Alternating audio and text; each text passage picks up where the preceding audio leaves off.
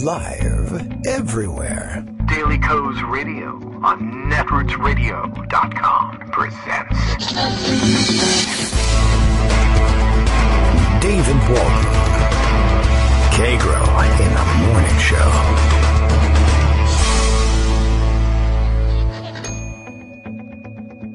Now, here's David Waldman.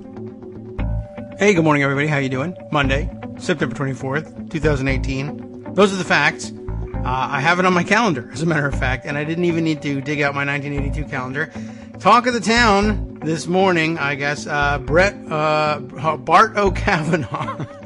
Bart O'Kavanaugh, according to his friend Mark Judge, still in the news, still topping the news because controversy, because he won't confess to what happened, or people simply won't acknowledge that there was such a problem on planet Earth at the time, and everyone should forget about it.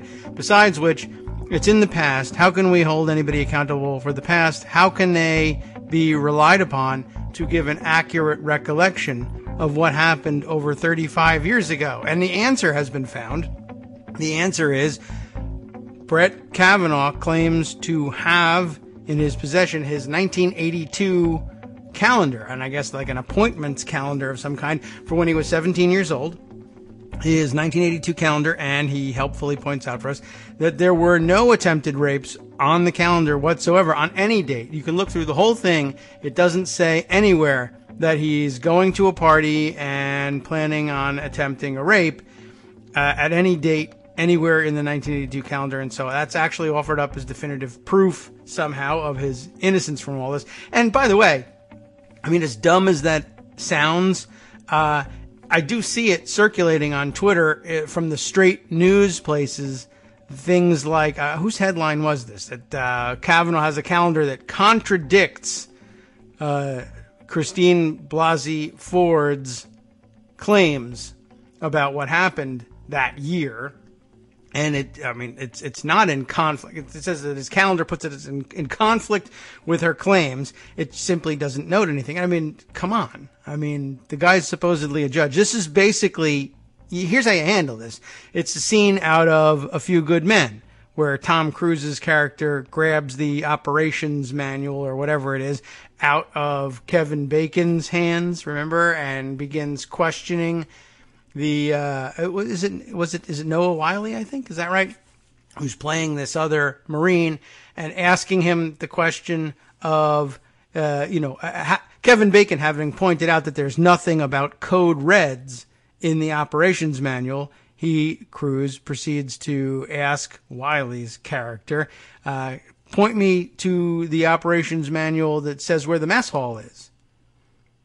And he says, it's not in here. Well, I don't understand. They fed you down at Guantanamo, right? Oh, yes, sir. 3 squares a day, that whole thing, right? You remember that? Well, if it doesn't say in this book where the mess hall is, how did you find it? I guess I just followed the crowds at chow time, sir, right? Well, that illustrates everything you need to know. I think that's the end of the claim of the calendar. I mean, first of all, it's pretty ridiculous that the guy says he's got the calendar. I don't know. Maybe he put his calendars in boxes and his mom's obsessive and maybe his dad's obsessive and they put him in the attic and he had it. But who would note things like that in the calendar? Besides which, we do have another document out there, a contemporaneous record, allegedly, of his activities, including his more intimate activities, apparently. Not terribly intimate, but whatever. In his yearbook, we have his yearbook entry in which he talks about, what are they? The part of the Keg City Club, 100 kegs or bust, various other references to what may or may not be sexual innuendo. Where are these in the calendar, one might ask? Let's see. I'd love to see what's in the 1982 calendar. I don't think it's crazy, completely insane that they happen to have a 1982 calendar. I think that's probably more organized than most high school students, though it would have been a big year, and it might not have been out of the question for his parents to buy him a calendar like that and say, look, I want you to keep track of interview dates and college application deadlines and dates that you're taking the SATs, etc. You want your kids to do that. Almost certainly, though, the idea that he would put down the parties in there seems ridiculous. So, but, we do have this other contemporaneous record according to his yearbook. Let's see. Where do we have that one? Oh, yeah, here we go. People are tweeting around scans from it. His and Mark Judge's entries. Varsity football, I'm pretty sure that's verifiable. And there might even be football practices noted in the calendar. That I wouldn't doubt. And it may be that he never kept calendars any other years, by the way. But okay, so this was an important year, like we said. Football practice might be in there. Let's see. Spring track, that might be in there. Landon Rocks and Bowling Alley Assault. What a night. I'm wondering what night was it? Surely a 1982 calendar would tell us, yes? Georgetown versus Louisville, who won that game anyway. We could look up on the internet what night that was. Could you tell us in the calendar, though? And is that in your calendar? Is the Georgetown versus Louisville game for 1982 in the calendar? Who won? That might not be in the calendar, because would be predictive at that point.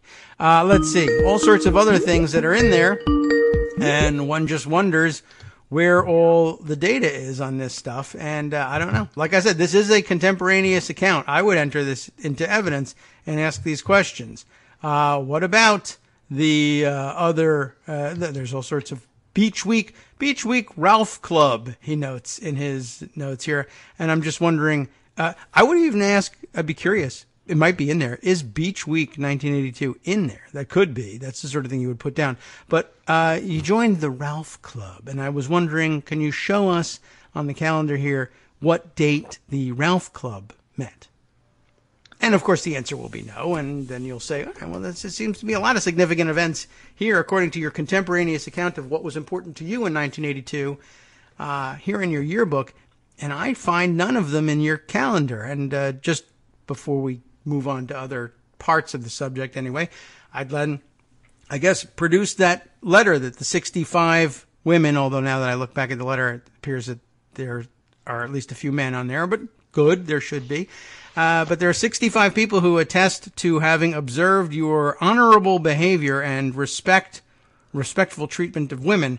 And I'm curious, we'll just begin with the first signatory here on the list, Jennifer Sly Aniskovich. Can you point out for the court, or rather the Senate committee, on what date was it that Jennifer Sly Aniskovich first observed your honorable behavior and respectful treatment of women? Surely that's in your calendar. If not, we could move on to Elena Flores Aria, Raphael Bastian, Alice Richardson Boyle, maybe, Mary Ginger, I guess, Mary Coons Cabrera, Elizabeth M. Calhoun, Missy Bigelow Carr, Sharon Crouch Clark, Sitsi Conway. It goes on and on. Surely at least one of the 65 is in the calendar somewhere. And if it's not, we may have a problem with the evidentiary value of this calendar. I'm going to move that we exclude this, Your Honor. And I think we're done with the calendar. What's next on the calendar? Greg Dworkin. Hi, Greg. How you doing? Hey. Been nominated to the Supreme Court lately? Not this weekend. Wait around. Your turn will come. Okay. Not till I clear it with Ronan Farrow and Right. Jane Mayer. Are there other people in that magazine? I don't know, but as has been said, run your life as if you have to talk to Ronan Farrow next week. Yeah. Put that on your calendar. Mm. Okay. So Jonathan Ladd, who is a political scientist, wrote this on September 21st. I'm just going to follow up on some of the stuff you were talking about. The calendar It date. doesn't prove that Kavanaugh assaulted Ford, of course, but it is clear from Kavanaugh's entire socialization was in heavily male environments with varying levels of hostility to women. He thrived in these environments and kept choosing to be in more like them.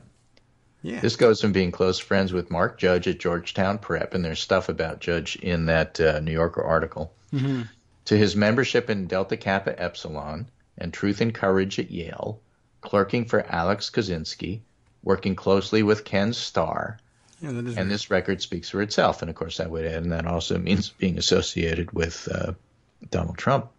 true.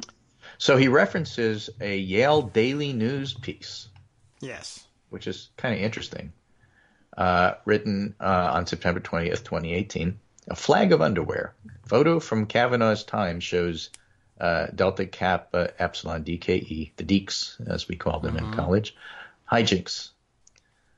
In an August 30th letter to leaders of the Senate Judiciary Committee, otherwise heretofore and forever known as SJC, I keep thinking them as the Social Justice Committee, but it ain't. Right. Female college classmates of Supreme Court nominee Brett Kavanaugh, 87, Law 90, testified to the judge's respect for women, praising his character and support for female athletics at Yale.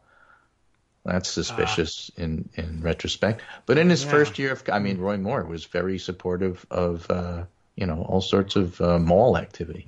That's right. But in his first year of college, Kavanaugh joined an organization notorious for disrespecting women, the campus chapter of the Delta Kappa Epsilon fraternity. Yes. A photograph that appeared in the Yale Daily News on January 18, 1985, shows Kavanaugh's fraternity brothers waving a flag woven from women's underwear as part of a procession of Deke initiatives marching across Yale's campus. Kavanaugh doesn't appear in the photograph, but the portrait it paints of casual disrespect for women seems noteworthy in light of the explosive allegation by California psychology professor Christine Blasey Ford that Kavanaugh attempted to sexually assault her at a high school party almost 40 years ago. In the 85 photograph, the Deke pledges, finally known as buttholes according to the caption, think Animal House, brandish a flag made of underwear and brassieres as they march across Woodbridge Hall, Yale Central Administrative Building. At the time, Bart Giamatti, the university's president, was a former Deke brother himself. Oh, wow. Right? So that although brings the flag up may kneeling. seem shocking by today's standards, in 85 it appeared under the tongue-in-cheek headline Deke at Play. So the pointing out that, and in the letter to the editor published in the news 3 days later, a Yale student, Rachel Eisler, 86, charged that Deke's pledge antics demean women. She wrote she approached one of the pledges carrying the flag to ask whether any briefs or jock straps were affixed to the pole. I didn't make it, said the pledge. He doubted any guy stuff would be woven into the flag. But hey, your panties might be here. So that was the atmosphere that Kavanaugh lived in. And, that's important because the article itself that's in the New Yorker also talks about Mark Judge, his attitudes and actions in regard to women. And so a whole picture of disrespect is well painted. And then you get to the individual allegations. But the point is, on the one hand, one of the defenses against Kavanaugh was, well, he would never do something like that. Well, actually, the whole environment was something like that. And then secondly, well, there's only one, and everybody knows whether you're looking at Cosby or Moonves or Weinstein. That guy. There's always more. Yep. Well, now there's more, so that defense disappears too. Dope. And so when you get down to it, what you really come out with is we don't want to believe it, and we shouldn't let this, derail what we already have planned. So in effect, what I'm saying is what's happening now in Washington is that Republicans and conservatives in Washington are not necessarily defending Kavanaugh per se. They're defending a network. And the network is the feeder network from the Federalist Society for conservative judges. Because if Kavanaugh is rejected, then that whole network is tainted, and they don't want that. And so they're going to dig in as long as they can because they don't want that disrupted. And in fact, I think that network should, in fact, be on trial. I don't see why not. I mean, that's the network that gave us... They keep popping up. Yeah, Ed Whalen and the Crazy Talk stuff. It's the same network. Yeah, they're the same people, and they're allegedly very sober, serious people. And, of course, now the sobriety is in question as well as the seriousness. Right. Remember, Ed Whalen was the president of this ethics and policy shop, and Leonard Leo, who runs the Federalist Society, is on the board. I mean, it really is the same network. Yes. We have somewhere I've pocketed a Leonard Leo profile from the Daily Beast. We can probably share that later on. But remember the name. But this is the context for all of this. Yes. And I think that just it's you're going to have a situation where you're going to say, well, the New Yorker doesn't prove anything. Well, Dr. Ford hasn't proved anything. So you have these situations where let's just take the names out of it. You have somebody who was accused of something in high school now showing up at Yale and is early on in his Yale career, and at a drunken situation exposes himself to a woman, and then that man goes on to become someone very prominent later in life, and you have a woman saying, well, he did this and that's bad, and you have other people saying, well, you haven't proved it because you don't have any videotape and there wasn't 9 witnesses, and besides, this guy's very prominent and you can't derail his career. And you scratch your head and say, in these allegations of sexual abuse and or worse, attempted rape, there's not going to be a lot of times proof. The question is, do you take the allegation seriously or do you just try to blow it off? And to me, one of the big things that was in that right at the beginning, right at the top of the article that Ronan Farrow and Jane Meyer wrote is this: the offices of at least 4 Democratic senators have received information about the allegation, and at least 2 have become investigating it. And then this sentence: senior Republican staffers also learned of the allegation last week, and in conversations with the New Yorker expressed concern about its potential impact on Kavanaugh's nomination. Soon after, Senate Republicans issued renewed calls to accelerate the timing of a committee vote. So they found out about these pretty severe and important allegations, and their response was, let's just have a vote as soon as possible. Yes. As opposed to find out what's going on. And, and that to me is the whole, key of all of this. I think you're right. Most people will probably focus on that, and it's pretty damning, and it's about people that you can do something about, too. These are elected senators. It's not and it's like now. 35 years ago. That's true. You find out about allegations. Really, honestly, at this point, the idea of accelerating anything, they spent all last week trying to pretend they were bending over backwards to give everybody enough time to arrive and to testify. And when we left things on Friday, close of business Friday, they were saying, all right, well, we'll have that hearing on Thursday. And so now they find out about a second allegation. It's amazing that they now say, well, let's vote on Monday. And possibly a third. I'm setting aside Michael Avenatti. I don't trust him. He threatens to have a third person. The person hasn't been named. There's some pretty heinous stuff that Avenatti avers to. But he did send a letter to the Social Justice Committee, to the Senate Judiciary Committee. And in his email to them, he says there's stuff. Oh, wow. And some of the stuff that he talks about coincide and sound very much like some of the stuff that Mark Judge in the New Yorker article are accused of. Is that right? Okay. Well, many men on one women, that kind of stuff. Yes, not radio stuff. It's really pretty gross stuff. And Avenatti's not a reliable source. But the point is, if you send this letter to the committee, isn't the committee obligated to follow up on it? No. No. I mean, when you say obligated, if you have the gavel, you don't have to do anything. I mean, but from the perspective of, don't you want to find out what's going on versus don't you want to just push this through kind of stuff, that distinction is pretty stark. And again, part of the point of all of that is that this woman didn't just come forward after Dr. Ford. These allegations and rumors were floating, and the committee was checking them out, and the New Yorker found this person, and that's when she decided to speak to the New Yorker, not the other way around. She didn't call the New Yorker and said, I have this.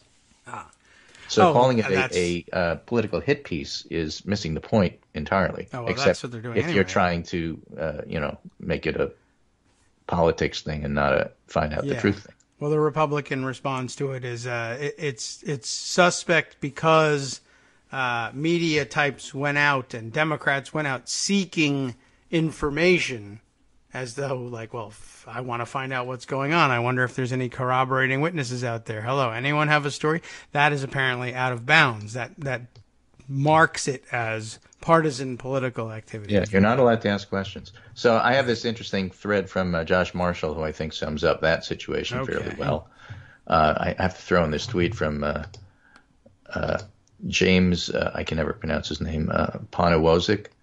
We know who that is. Conservative guy. Yes. Who says, it's like when you see a mouse. You don't just have one mouse. That's true. Right? Usually more. But Josh Marshall says, GOP senators and the people actually running this, the Federalist Society clique operating out of the White House, have one priority. Get Brett Kavanaugh on the court by any means necessary. Damaged, who cares? Thomas has been damaged goods on the court for almost 30 years. True. None of them care. Good point. The people who are apoplectic are the operatives running Republican campaigns right now. I would point to two in particular. Dean Heller in Nevada, who said it was just a hiccup. I see. And the guy whose name I can't even remember, who's running against Heidi Heitkamp in Nebraska. Dakota. North Carolina? Dakota? Iowa? One of them places. Illinois? More coffee. Who basically said this is ridiculous. The whole thing didn't happen. Besides, he was just a kid. And besides, something along the lines of he never got a bathing suit off and there was no penetration. So, no crime, no harm, no foul. Okay. Yeah. Right? So if that's what's going on, and then this comes out, Heitkamp and Rosen have some pretty good campaign material right there. Yes. So that's why the people who are apoplectic are the operatives running Republican campaigns. This is the worst possible scenario for them, Josh Marshall writes.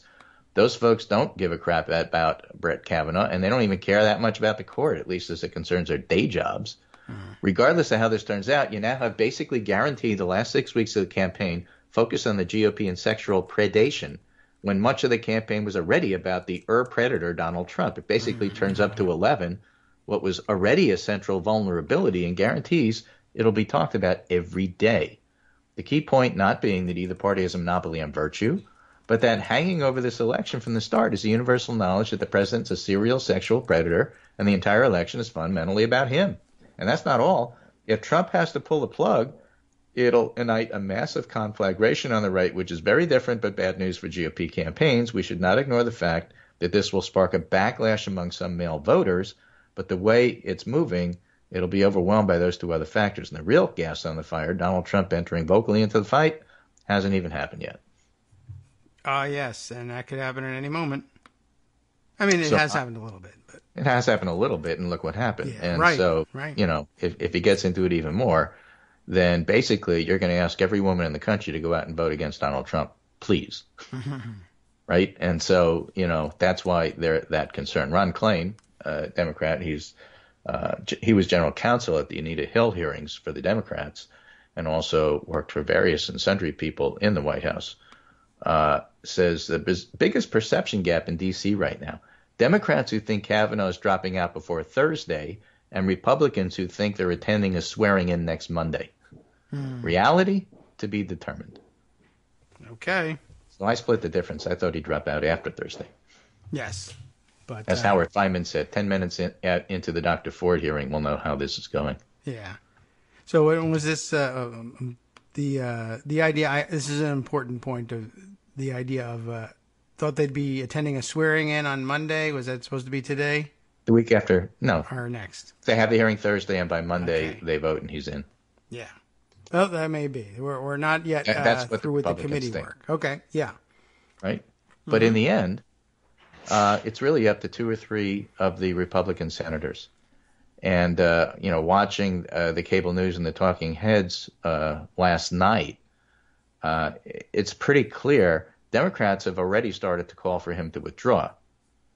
That was Kirsten Gillibrand, or, cancel Thursday's hearing and let's do a proper investigation. That was Dianne Feinstein, who is the ranking member on the committee. But it's really up to the Republicans, and it would take a Ben Sasse, a Jeff Flake, a Susan Collins, a Lisa Murkowski, a Corker, two somebodies, to say to Mitch McConnell, the key person here, that this isn't going to happen. Yes. And I say McConnell because Trump is not going to back down on this. He can't. No. So it's up to McConnell to decide whether or not he does or does not have the votes. And he's screwed either way, because if he pushes this through, all hell's going to break loose with this election. Yes. And if he doesn't, same thing. So that's where we stand. Okay. It'll all be up to McConnell, although he will, I'm sure, pretend that Donald Trump has something to do with it. But I think he's just standing around stomping his feet. And that's the extent of his protest. And that assumes no other people are coming forward, no other information is coming forward. Mm-hmm. There was an Onion headline, I don't have it in front of me, but it ran something along the lines of McConnell and the Republicans want a bit of time so they have a chance to smear whoever's coming forward. That's it? That's all they're looking for? Okay. Pretty much. They're not really trying to find out the truth. I mean, you have over the weekend all of the different and sundry comments from McConnell at the Values Voter Summit to Lindsey Graham saying, she can come forward. She can say her piece. I already know how I'm voting. Okay. I'm not really interested in what she has to say, and I want American women to know that. Okay. Good thing to put on the record right before the election. So, yeah, I guess that's why the operatives out there are the ones who are apoplectic. Right. James Hillman writing in the Washington Post this morning in the Daily 202, it's no longer he said versus she said. It's he said versus they said. Once you get into that territory, you're screwed. Yes, problematic. Okay. Well, let's see. Well, we're right up against the break. We'll be playing our music in a little bit, but we got a couple seconds to go on the outro, I guess. All right. Then I'll just throw in this Charles Blow column, who just happens to note the one big difference is race isn't part of it. You're not splitting the Me Too vote. That's united. That's true. Although it's you don't have black men versus black women like in the Clarence Thomas situation. Oh yeah, well that's true. And the Republican women vote. I mean, I guess it'll begin to split. But a lot of talk over the weekend about that crazy panel that CNN put together too. Maybe we'll hit that again when we get back. All right, we'll be back. 2 minutes to catch your breath, and come back. And by that point, I assume there'll be somebody else corroborating these stories, and we'll tell you all about it. Hi, it's me, David Waldman, your host for Kagro in the Morning, interrupting this little break to say thanks so much to all of you who are contributing supporters of Kagro in the Morning. Thousands of you are downloading the show each day, but fewer than 1 in 25 regular listeners are donating to help keep us on the air. For the money you'd spend on a single 3-minute iTunes song, we bring you 2 hours of great news and entertainment every day, 5 days a week. Patreon.com, Patreon.com makes it easy. You can find us there by searching KagroX or David Waldman or Kagro in the Morning or even Daily Coast Radio in their search box, and you'll be right where you need to be to make easy, recurring monthly contributions to support our show. Once again, thanks so much for your support.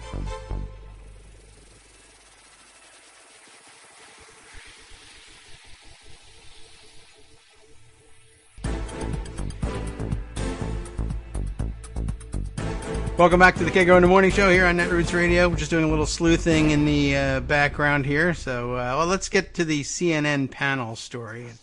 Well, this one's from the Daily Banner. Women who support Brett Kavanaugh on CNN revealed as Republican operatives. CNN failed to disclose that all of them are heavily involved in Republican politics, either as fundraisers, local activists, or candidates for office. So they had 5 women, and they said, how does this whole Brett Kavanaugh make you feel? And how can we believe the word of a woman, something that happened 36 years ago? This guy has an impeccable reputation, Lourdes Castillo de la Peña said.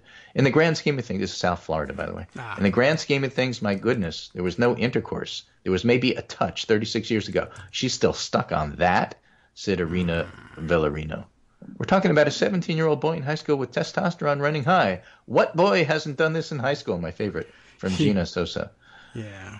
Right? Why didn't she come out when he was going into the Bush White House? She's destroying his life. I have no sympathy for her. Perhaps at the moment she liked him. If the person made a mistake and they move on and they've been a good human being, who are we to judge? It doesn't matter what everybody has to say. The thing is, these 5 women are people who have run for office as Republicans, been Republican donors, have sat on Republican committees, all of them. And none of that was disclosed by CNN. They were putting them as, your average Trump voter, when in fact it was far from the case. Yeah, well, that was pretty despicable. Then again, this is the same network that hires NDA Trump people some of whom have been accused of fairly heinous things. Oh, yes. Like trying to kill his pregnant lover by spiking her drinks with drugs. That's that bad. kind of thing. I think that's. On the other hand, But she was pregnant. And what boy in high school hasn't tried that? Right, exactly. Jason Miller. I mean, just CNN is so weird. It's a weird place. I don't watch it because I just can't trust anything on it. I saw the clip can't. of this panel. I don't know when the last time I turned CNN on my television was. Probably when I found out there was some disaster going on. But I do see a lot of clips, of course, circulated online, and that particular one was disturbing. In a number of ways, and of course the fact that it was so deceptive, and they hid the fact, I guess, or just never found out, which is equally damning, that the people they were interviewing as typical Trump voters, typical Republican voters in Florida, whether they were Trump voters or not, were in fact Republican office holders or office seekers anyway, including some of them running for Congress. Just seems like they left something out there. And then, of course, the actual discussion was absurd. Not only, what boy hasn't done this in high school? Most. But they made a point of demonstrating visually. Well, what are we talking about here from so many years ago? Maybe a touch. And one woman touches the woman next to her on the arm, as though the accusation was that Brett Kavanaugh had touched Christine Blasey on the arm. And I was curious why the women who were so interested in having these visual aids available didn't reenact the actual accusation on camera and say, what boy hasn't done this? Why are we worried about this? Why didn't she climb on top of the woman next to her and pin her down to the couch and put her hand over her mouth and stifle her screams? That might have convicted him instead of exonerating him. That's why we didn't do it that way. But let's air it.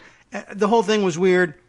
Whoever it was that was doing the interview, I thought was pushing them pretty hard to try and get something out of them. But as it turned out, it was really, she was looking to give them rope to hang themselves with, I guess, and was looking for a splashy interview, but never pushed back on, well, but that you just said there that maybe a touch. That wasn't the touch that's alleged. I mean, do the touch that was alleged. Again, to remind you from the Jane Mayer and Ronan Farrow article, and remember, it's not just Ronan Farrow.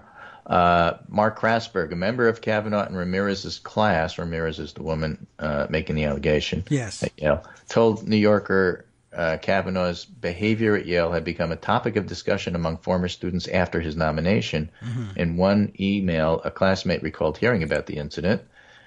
We found classmates, said Jane Mayer, who've been talking about this for weeks. There had been an email chain of Yale classmates at Kavanaugh talking about, will this thing come out, long before Christine Blasey Ford came out. We felt the public ought to know about this. Yeah, that's not contemporaneous account from the 80s, but it is interesting that before there are any allegations, not only just before Christine Blasey Ford is named, but before there were any public reports of any allegations of impropriety of any sort, apparently, that there's an email chain behind the scenes of people who knew him in Yale saying, can you believe this? You remember this guy? This is the one who did that thing. And boy, is there a line. There was a contemporaneous report that's noted in the New Yorker piece. And, I just didn't really think I was going to be reading that one anytime at all about Brett Kavanaugh and the various parts of him that were exposed in this incident. It was a little disconcerting, but right. So I'm going to read to you two tweets I see. Lachlan Markey is collecting them. Okay. This one's from Matthew Continetti. I do this because I don't have an instant window into Republican and conservative thinking. I need translators. I'm not fluent in what they think. All right.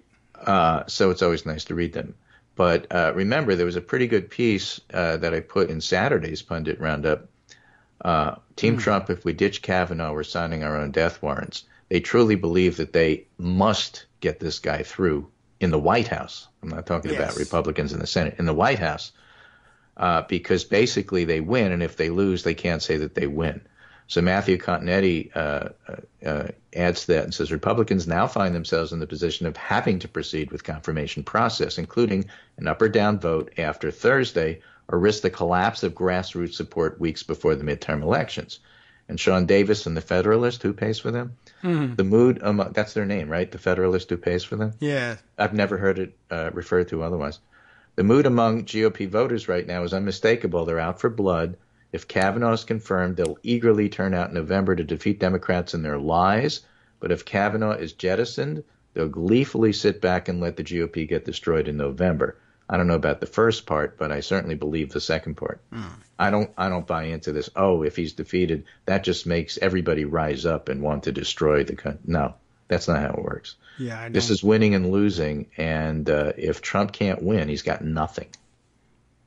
Yes. Nobody likes him. Nobody supports him. They're only doing that for this. Just watch Hugh Hewitt go nuts over this, you know, because now it's all about this and nothing else. The guy has sold his soul for this, and so, you know, you're committed to defending it to the end. I guess Fine. so. Let it go down in the end. That's my advice to you, but okay, you know, you want to fight forever. I guess we'll allow it. Yeah. Anyway, pretty interesting. Yeah. So Sean Davis goes on to say, Senate Republicans promised they'd repeal Obamacare, and they didn't. They promised to confirm conservative Supreme Court nominees. If they refuse to do that too, GOP voters will kick them to the curb without a second thought. Votes maybe are for closers. They're not. But okay. Right, they're not. But that, that's the thinking right now. Yes. More to come, though. Right. So they want to threaten them, and then, well, look, when push comes to shove and it's voting time, we know what Sean Davis is doing. Right. Continetti adds, any further delay of the confirmation process, which, by the way, which would be the fair thing to do, any further delay of the confirmation process, including pushing back the hearing schedule for Thursday, as Senator Feinstein now demands, would be tantamount to pulling the nomination in the eyes of the conservative base. Okay. They should do it. Right. But now, if it makes an interesting point here, a defeated Kavanaugh may well become a rallying cry for conservative activists. A pulled nomination would cause the same activists to throw up their hands and lose enthusiasm. So Continetti says even if he loses the vote, you have to push it to a vote. I get it. And that's we possible. Totally understand that. That's what we were saying about all sorts of things, giving Chuck Schumer a hard time, whether it was on Dreamers or other things that our base wanted. Yeah. Why don't you take it to what are you saying? You don't have the vote. You don't want to do this. You don't want to go to the wall on this. Shut the government down over this. Make them vote on it. Right. That's usually not smart, but sometimes that's what you have to do in order to get, Yeah. I mean, people to see sense. I am reminded of my late father, who was a union organizer for his broadcast NBC technicians union, NABIT, and there was a strike. Yes, I remember. And I said to my dad, I must have been about 11 or 12, reading about it in the paper, and of course it was a big topic of conversation at my house because he was one of the union officers. And I said to my dad, how long does the strike last? And he said 11 days. I said, what? He said, 11 days. I said, how do you know that?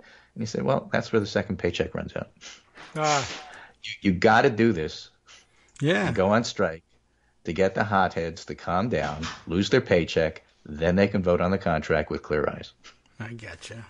Right. That's like a good process story. It's just, it's a good process. It's just something you have to do. No harm, no foul. It's just what you have to do. Otherwise, everybody would have voted for it in the first place because this is the contract we're going to get.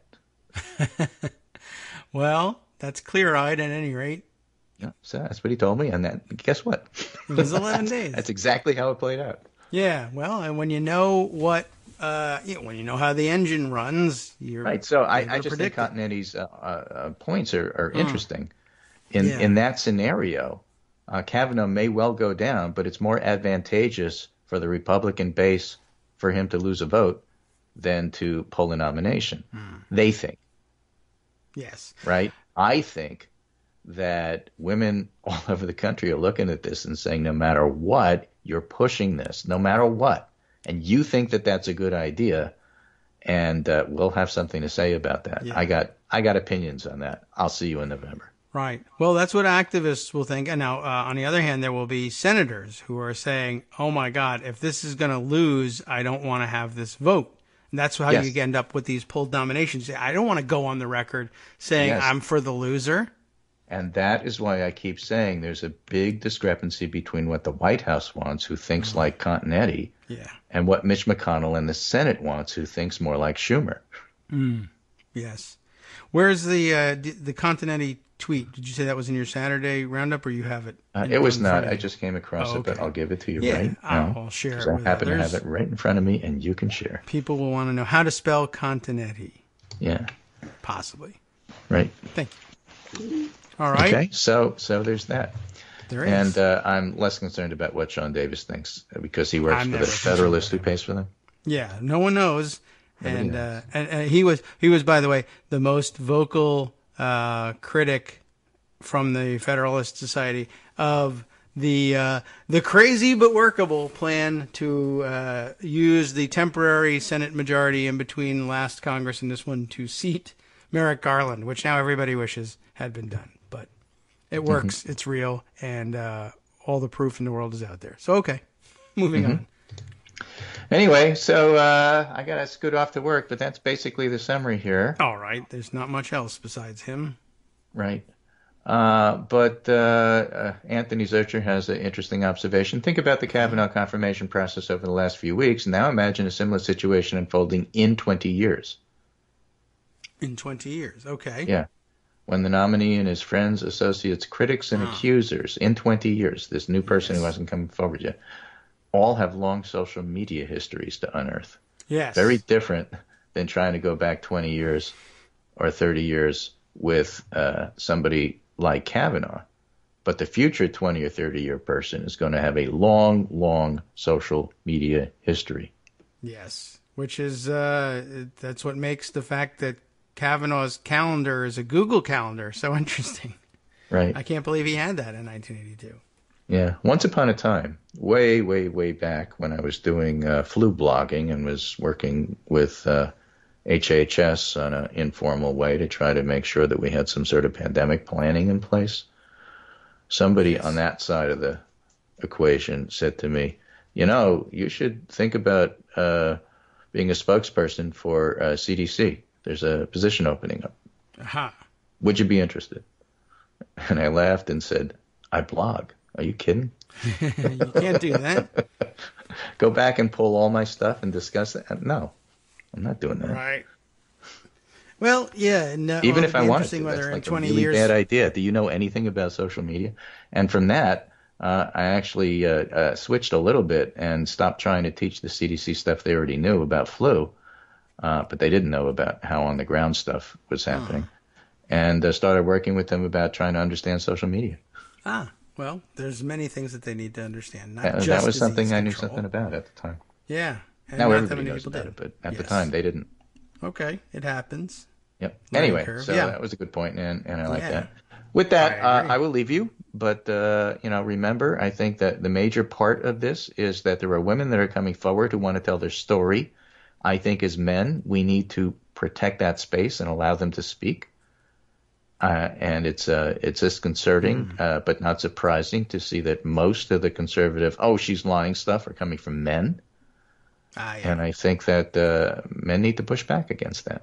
It isn't just for the women Yeah. to take this burden on themselves. They need support. Well, everybody needs support, I think, and I guess you're right there. We'll say rather than it struck me that we say, okay, we accidentally stumbled on language that might be objectionable. Okay, men don't need to protect that space; they need to just acknowledge it and allow it, and say, don't invade it. Would be No, it's more than that, and it is protect because sometimes you have to take on the men who are attacking them. Okay, I know. I'm just wondering whether anyone would object to the idea of, Well, we need to you know, protect look. this. Well, okay, we'll be among the protectors who will include women as well. How's that? I mean, they don't need us to tell their story, There you go. That's a good but point. we can help them a great deal Yes. by making sure that they can. I think that sounds like it sums up the thought pretty well. That's a great way to leave. Not that you have to. You got another hour. Stick it by all out before means. you get yourself into more trouble. Okay, I will. I get the hint. Bye. All right, take care. We'll see you on Wednesday, unless something crazy happens. Or, we got another holiday. Got to take off for Sukkot next. All right, well, we won't be doing that. I could have. That people do this, but I didn't. Okay, let's see. Just trying to make sure we're all on the up and up here. And I guess that's the sensitive area where you could do, protect. What do you mean? We can't do this ourselves? You think we're incapable? No. I want to help. That's what I want. Okay, so fine. We can just say it that way. And if some of the help is protection, as long as it's, invited, then I guess it's all okay. All right. So let's see. Moving on with this topic, and then moving on to another part of this topic. There's a lot to look through here. And I don't know. I feel like, although we've done this to death, the time's not wasted because the news keeps breaking. We keep trying to fix it, but it keeps happening. And every minute that goes by is like a new revelation on revelations about Kavanaugh, which is the sort of thing that happens, honestly, when you are actually engaged in all of these things that people accuse you of. More evidence and more witnesses keep turning up. They're not always eyewitnesses, but they're witnesses to sometimes contemporaneous accounts of these things, and it's important to hear from them. Not everything that is offered up is going to prove anything in particular. But remember, I think we've discussed it on the show before, there's a difference between evidence and proof, a definitionary difference, but you should think about these. You don't have to wait for something to prove anything. And what does it even mean to prove something? Prove it beyond reasonable doubt, prove it is in terms of preponderance of the evidence. There's different legal standards. This is, of course, not a legal proceeding, and something that Greg had mentioned earlier on in his discussions. This seems to be the way that a lot of Republicans want to frame this thing, and sometimes even some reporters want to frame this thing in terms that liken it to some sort of a trial. And I think very correctly, people are pointing out it's not a trial. It's really should be considered more akin to a job interview. You're not required to prove anything or give anybody actually really any opportunity to disprove these things. But it's not a matter of whether or not things that you know about Brett Kavanaugh prove that he did either anything to Christine Blasey Ford or to anyone else. But each piece of evidence, what is evidence? Evidence is that stuff which tends to prove, in other words, which helps move you toward or away from proof of anything in particular. But proof is proof. Did this person do it? Can you prove it? Well, proof is closer to direct evidence like videotape or confessions, for that matter, tend to prove it. But proof is proof. Proof is seeing it. Proof is experiencing it. And we never get there. Hardly ever do you have a courtroom or trial situation where something is proved, period. Everybody admits to it. Everybody acknowledges that it did happen. Everybody acknowledges that the evidence shown is ironclad. Everything else is, usually, by the way, circumstantial evidence. But if you have enough of it, the weight of the evidence means something. The weight of counter evidence means something. And that's what the jury does, is they weigh these things. But yeah, this is not putting Kavanaugh on trial for his life or liberty. This is not necessarily even a discussion of whether or not he ought to have a career after this if his nomination were to be sunk. Although that's an open question too. What do you do with a sitting circuit court judge who's credibly accused of these things? And we answered some of that at the end of last week too. Merrick Garland, you'll recall, being chief judge of the D.C. Circuit Court of Appeals, would be, under the way the judicial conference is organized, would be the decider, as George W. Bush used to call it, with respect to what to do about the allegations and whether or not to go forward with an investigation that might lead to reprimand, censure, or other punishment under the ethical rules of the judiciary. And, Kavanaugh sits on his circuit, and it's just sort of one of those cruel twists of fate, I guess, that leaves Merrick Garland in charge of deciding whether or not to initiate such an investigation and what to do, how to dispense with any complaints about Kavanaugh that are filed, or filing his own for that matter. Which brings us to it being a good idea as a peacemaker to, let's say, I've seen people suggest this. I don't know if anybody really believes it would happen, but withdraw the Kavanaugh nomination, nominate Merrick Garland instead, and bring peace, harmony, and lots of kumbaya singing to the United States again. I doubt it. I don't think there's any real reason for them to do such a thing.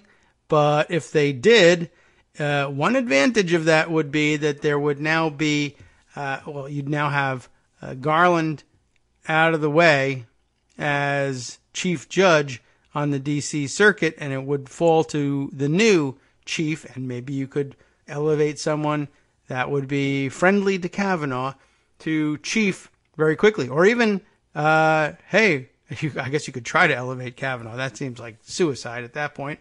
But if you swapped out Garland for someone else, anyone else that you could think of on the Republican side, well, maybe the fate of Kavanaugh on the D.C. circuit would have a better outlook.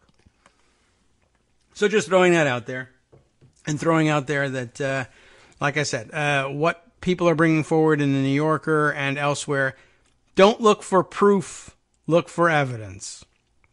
And some evidence will tend to prove things more strongly. Others, not so much, but it weighs in favor.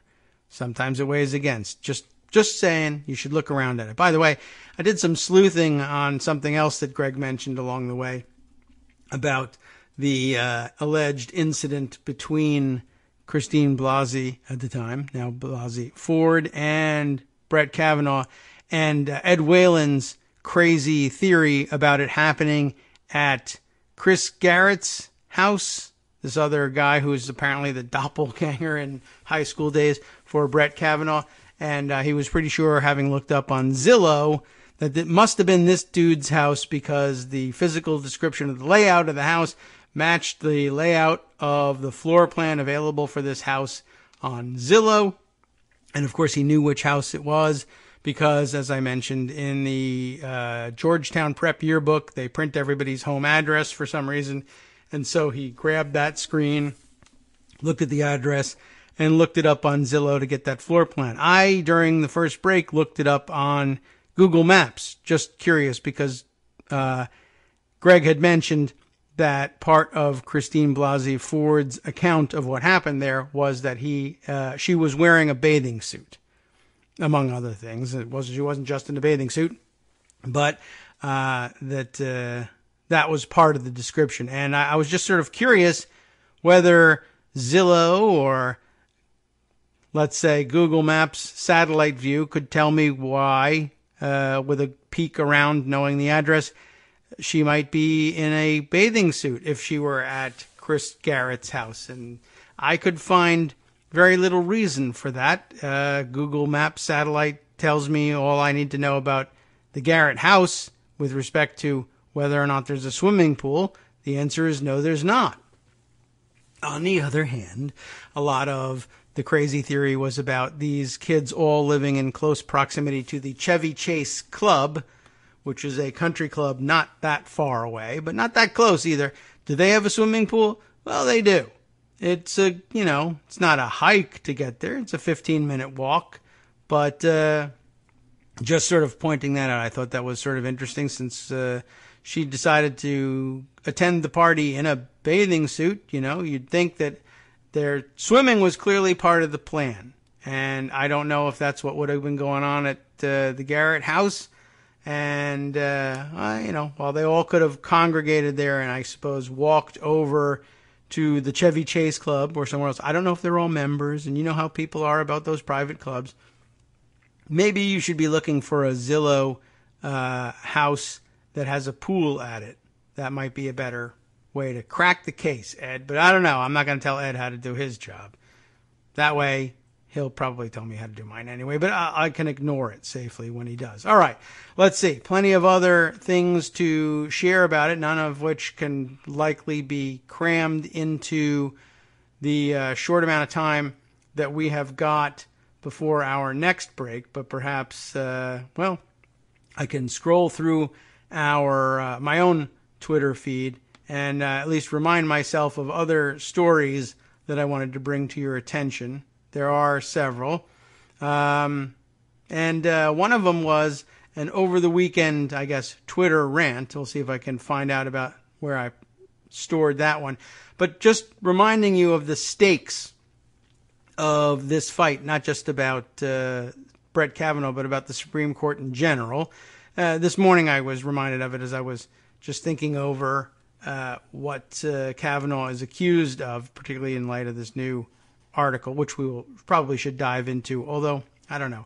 I don't want to get too crazy in diving into details again, but we should put things on the record. But was what Brett Kavanaugh did illegal? I mean, lots of questioning over the weekend, even from Donald Trump. Well, why didn't you go to the FBI? And there's the process issue of, well, that wouldn't have been a federal crime, and so therefore going to the FBI wouldn't have made any sense at all. But you could have gone to the local police. And we did. We pointed out that, well, Brett Kavanaugh's mom at the time worked in the prosecutor's office. I don't know how successful that would have been, but still you could have filed a complaint. Then others pointing out there's no statute of limitations on such a thing. And we did see, I think over the weekend, was it the police department that tweeted this out, or was it the local prosecutor's office? Could have been the Montgomery County State's Attorney's Office pointing out, with Christine Blasey Ford coming into town to testify before the Senate Judiciary Committee, they stand ready to take her police report should she want to file one, and then an investigation would follow. That would make for some very interesting voting for the Senate Judiciary Committee to vote on recommending a Supreme Court nominee to the full Senate who was the subject of an active police investigation. I don't know if she's going to go that route, but it's interesting, worth thinking about. Just a process note. We'll be right back.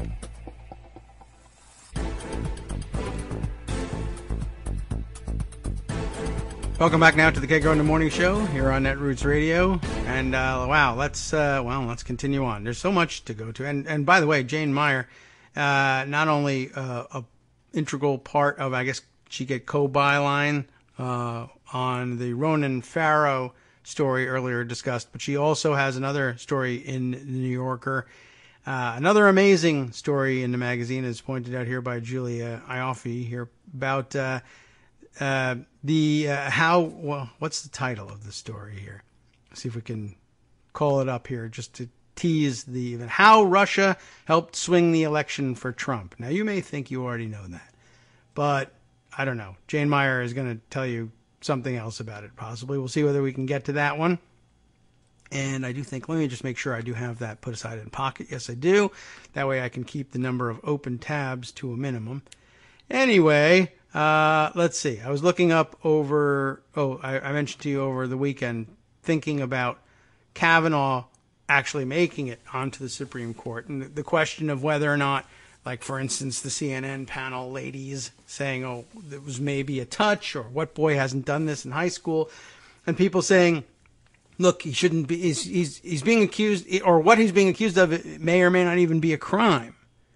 And just remember, when we're talking about the stakes involved here, is, if you have that question in your mind, or you run into somebody who has that question, if you don't want to even contemplate the ugliness of harboring a question like that yourself, if the question is what Brett Kavanaugh did, whether at Yale, Georgetown Prep, etc., illegal, and should it be, imagine yourself asking, well, I don't know, let's ask Supreme Court Justice Brett Kavanaugh whether the things that he did ought to be considered illegal or not.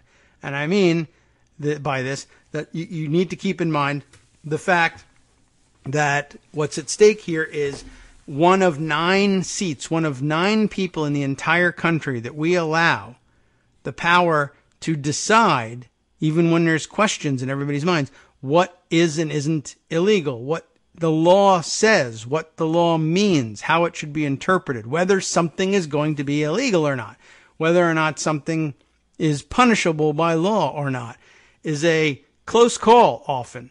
And as a matter of, we had to design a system somehow.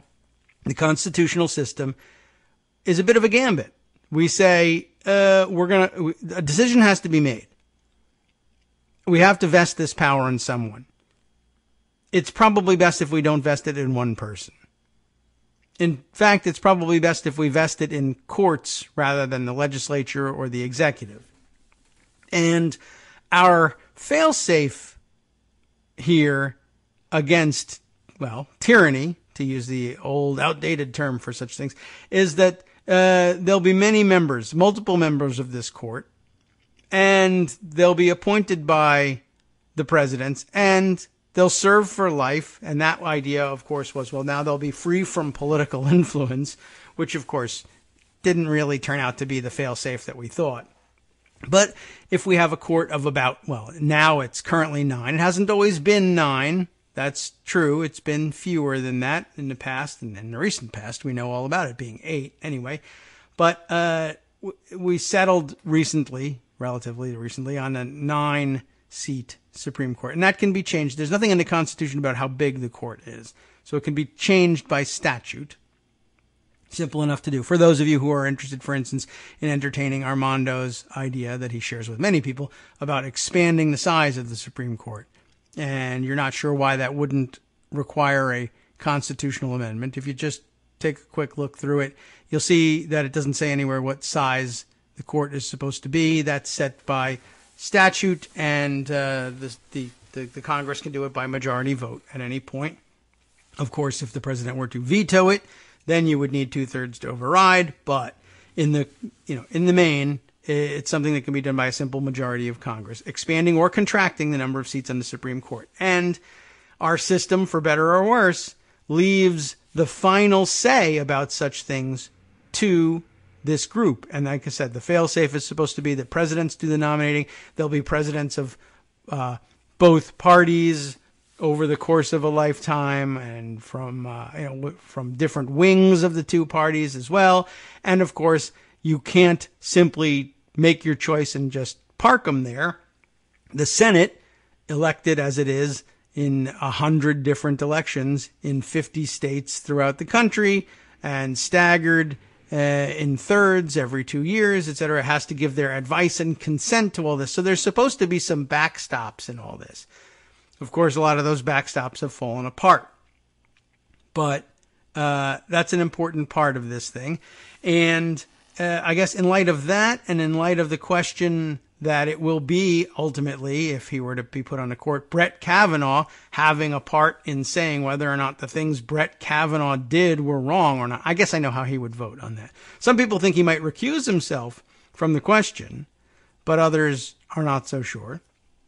But that's what you're really talking about here, is no one should be a judge in their own case. He's looking to be not only judge in his own case, but the ultimate judge from whom there is no appeal. There are 8 others. There don't have to be.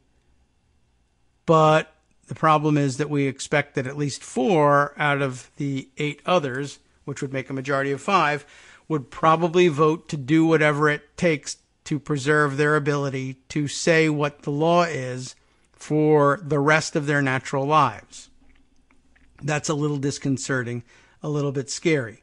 So, as I was saying, just to connect one other thought from earlier before I dive into this thought a little further, the idea that Kavanaugh is on trial for his life, or that his reputation is on trial even, and that we therefore must be able to prove beyond a reasonable doubt that he did these things, or that it's unreasonable to put Kavanaugh in the position of having to disprove allegations that he says are false and never happened. That seems like a difficult situation to have to dig yourself out of.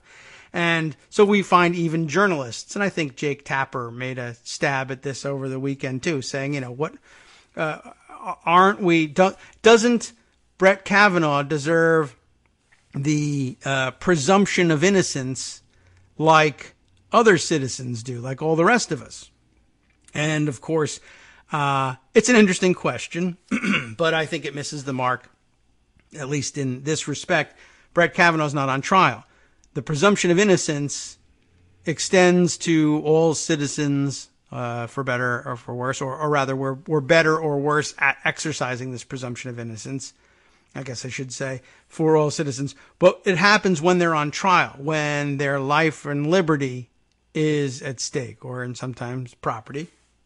When all of that is at stake, then we worry about the presumption of innocence. When the question is, should this guy be promoted to the highest court in the land, given that he sits on the second highest court in the land, and that this is essentially a job interview, and that if he fails in this nomination, nothing by itself says anything. He keeps the job he has. Now, it may be that his job is in jeopardy because of his own actions and because of what we've found out about them.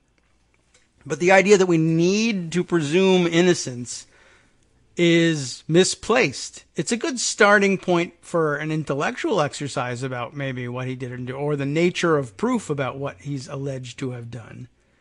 But it's not a particularly useful exercise to compare it to a trial, since none of the things that are usually at stake in a trial are at stake here.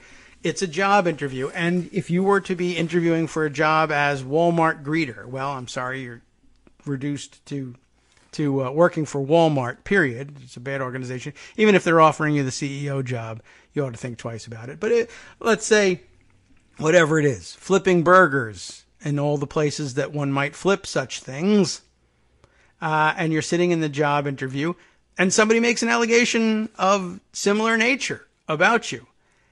Does the manager of the, let's say, if we're flipping burgers, not McDonald's, but Five Guys. I like Five Guys, and they seem like upstanding guys, although nowadays you have to worry about any time Five Guys congregate. You wonder, where are the women? But okay, the manager is contemplating hiring you, and he hears, for some reason, somebody comes forward and says, I heard about this job interview going on at Five Guys. How did you do it? I don't know. Ed Whalen somehow found out about all this stuff. I figure it's possible to find out about a job interview at Five Guys too. And they show up and they say, you can't hire this guy to flip hamburgers. He is alleged to have sexually assaulted someone in high school. Now, it's possible that high school is not as far in the past for someone applying for a job flipping burgers at Five Guys as it was for Brett Kavanaugh in this situation. But the question would be, is the manager wrong to consider this in his hiring decision? Should it be illegal in some way? Should there be a presumption of innocence? Now, that's something you would probably argue with the manager. Don't I get presumption of innocence? Aren't I innocent until proven guilty? Well, it's remember the whole phrase, right? I mean, if you remember it from your TV, innocent until proven guilty in a court of law. Where do you have to be proven guilty in order for it to work? I mean, if you're proven guilty just walking down the street and somebody dumps all the proof any reasonable jury would need to find you guilty on the sidewalk next to you, or walks alongside you wearing a sandwich board with that evidence plastered to it, you're still not guilty.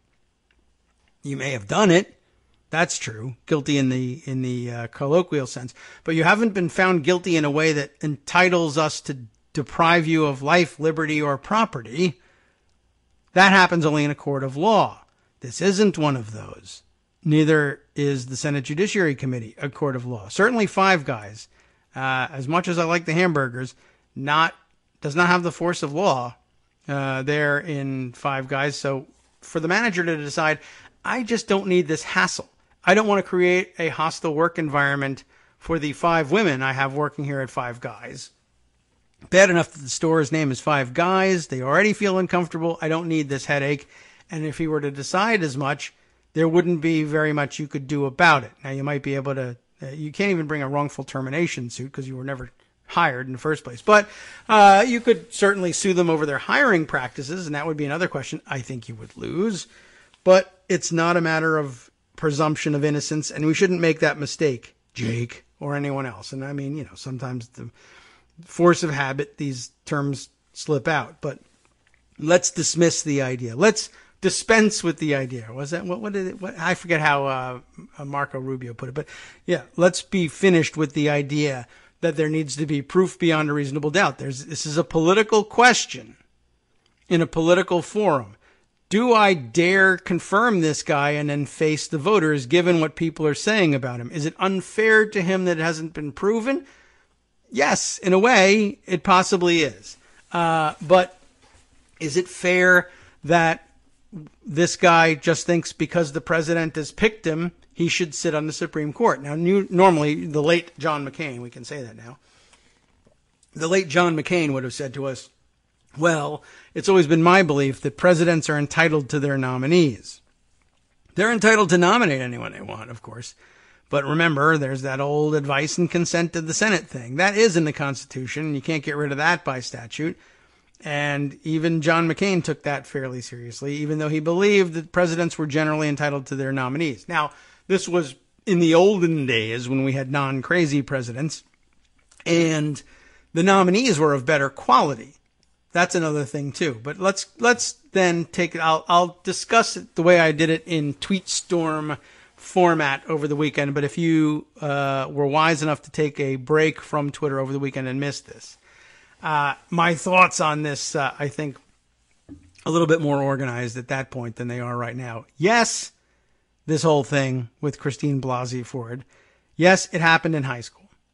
Yes, that was over 35 years ago. I understand all of that. I understand that it would be difficult to prove in a court of law, but again, that's not where we are. Yes, we want to examine every detail about this to figure out what to do, to make the best case to the political actors in this scenario that they need to take it seriously when they cast their vote on whether or not to confirm this nomination. Think hard about it.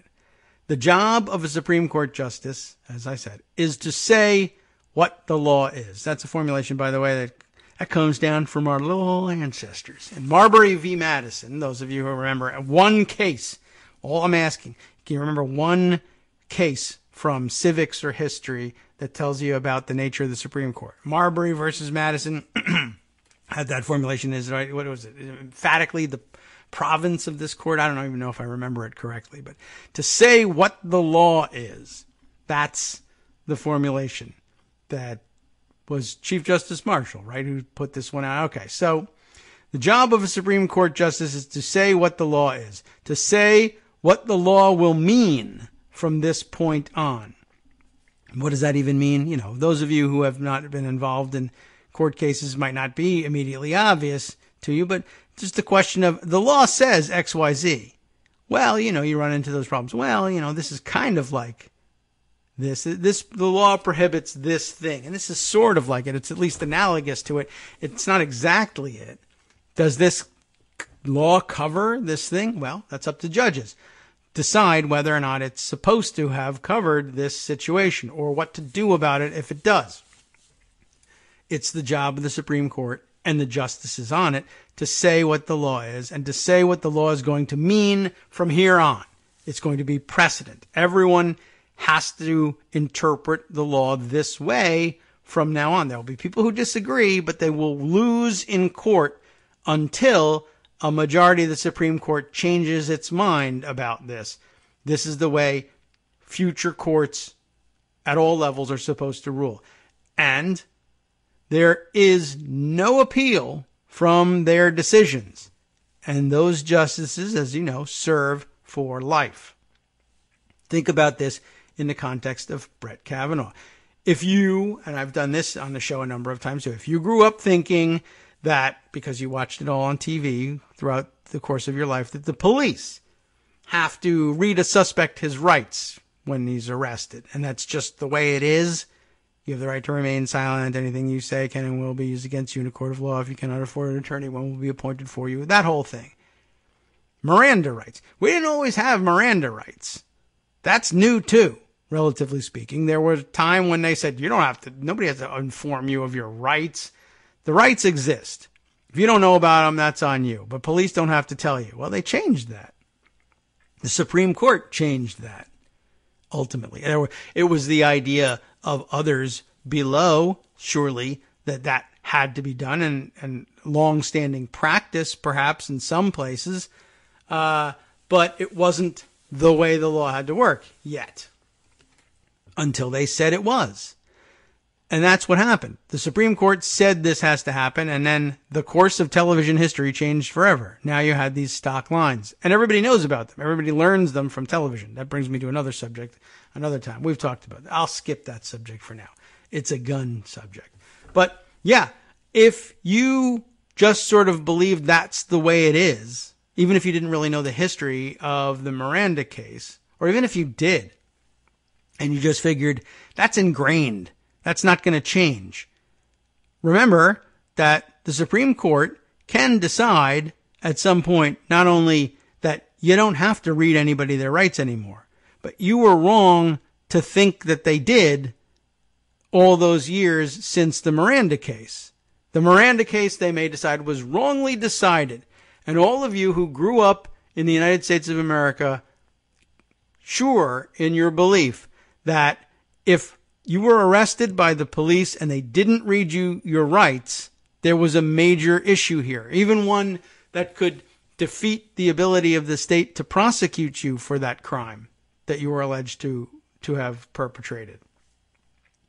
You were positive about that. But the Supreme Court can decide, no, that's not true now. It won't be true in the future. And it was never true when you thought it.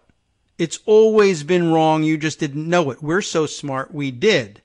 Just like that, poof, it's over. They don't have to read you your rights anymore. That's an extraordinary power. That is a power, I said then, you'll only want to grant very, very carefully. And only to the best people that you can find, right? Who would you trust with something like this? Maybe you grew up thinking another platitude, no one's above the law. Right now, of course, we're watching and waiting with bated breath to find out whether Donald Trump is above the law. There are legal scholars who have risen to the level where they might one day be considered for placement on the high court, or some other high court. The courts of appeals are pretty high. They certainly make decisions that make me think they're high all the time. But you thought Donald Trump, like every president, wasn't above the law. But there are those who say the president may be above the law. He can't be prosecuted while in office. He can't be indicted while in office. And in many cases, he can't even be investigated while in office. Some people say because he can claim executive privilege about this, or he can fire the people investigating him. Is Donald Trump above the law? Are any presidents above the law? To date, we've noticed in this investigation into what little we can get on Bart O'Kavanaugh's actual legal background. He worried people because he made arguments in public and has ruled in a fashion that tends to prove, for instance. This is only evidence of the possibility that he really believes this. It's not proof that he does. That presidents are immune from such things, and presidents do have the right to fire anybody that might be investigating them because national security and various other arguments, but that they have this right, that they are above the law. Although we may yet find out, given Brett Kavanaugh's particular past and the way he approached the Ken Starr investigation of Bill Clinton, leads you to guess that he may in fact, in his heart of hearts, believe Democrats acting as president are not above the law, but Republicans are. Or worse, we may find out it's an individual situation. Only Donald Trump has the skill and expertise to be held completely above the law, and no one else is Jesus-like enough to be afforded the same privilege, except possibly me, Brett Kavanaugh. But that's what we're looking at here. The question of whether anyone is above the law or maybe just the president. Well, that is a question for the Supreme Court, and they'll be the people who decide it. They could decide to decide that only Donald Trump is above the law, not even the rest of Republican presidents. They could decide only Republican presidents. It would be foolish, stupid, and offensive to simply state it in that way. I should be clear about that. The idea of their ruling, well, this is how we find Republican presidents above the law, Democratic presidents not above the law. But if they, for whatever reason, decided to flout all convention and do it, you wouldn't have any recourse. You could attempt to get the Senate to impeach all of them, but doesn't sound like that's happening. Republicans would vote against impeaching judges that voted to protect Republicans from the long arm of the law, and 4 judges who sought to prosecute Democrats for the crime of executing the office of President of the United States. If they're crazy enough and they decide to say it, that's all there is to it. Like I've said in a number of times, 5 votes makes it true. It makes it true just, in a slightly less ridiculous scenario, but still ridiculous. If 5 of them decide there's no Miranda rights, that's not a thing that's required. It's not. If 5 of them are willing to sign their names to something that explicitly says Republicans are allowed to violate the law, that's what we've got as law. They could decide that Donald Trump is above the law just because they like him. They could decide it's only him. But if they do say you're wrong about that, then you're wrong. And that's what the law is from now on. Again, take care who you give that power to. But you're probably still objecting. They can't just do that, right? They can't just say Republicans are great and it's okay for them to break the law and Democrats suck and it's not. Not for them. Surely they have to obey the letter of the law and the Constitution and legal precedent and sound logic and all those great things that we love so much, right? Well, what if they don't? There have been cases decided on less than sound logic before. Clearly, first to mind for the modern era, Bush v. Gore. Well, look, this is the way it is, and we don't have any real reason to point at why it should be this way. There's certainly no precedent for this, and also you're not allowed to use this as precedent for anything else, which was remarkably overbroad, but they decided to say it. What if they don't follow sound logic? What if they don't follow legal precedent or the law or the Constitution? It seems ridiculous because you know that if a district court, the trial courts, the federal trial courts, did something like that, it would be overturned on appeal. Or even if an appeals court said, we're overturning a conviction or whatever it is, they're dealing with an appeal from the trial court. If they rule in a way that's arbitrary and isn't based in the letter of the law, the Constitution, legal precedent, sound logic, etc., then the Supreme Court at least has the opportunity. I don't know if they'll always take it, but they have the opportunity. Their role in all this is to say, no, you've decided this wrongly and we reverse you. So if a district court or even an appeals court doesn't apply the law, doesn't apply legal precedent and sound logic, you can appeal. You have recourse. But you can't appeal from the Supreme Court. That's the end of the court system. It's over. If 5 Supreme Court justices say everyone in America has to you got to glue a horn to your head, we're all unicorns. That's what you got to do. That's all there is. You could have a fight about it. You could try impeaching the people.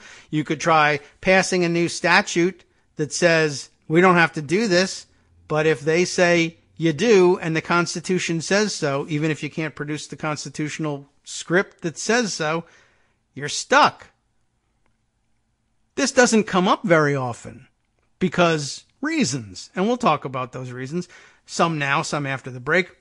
This enormous power to do that, to declare everyone unicorns.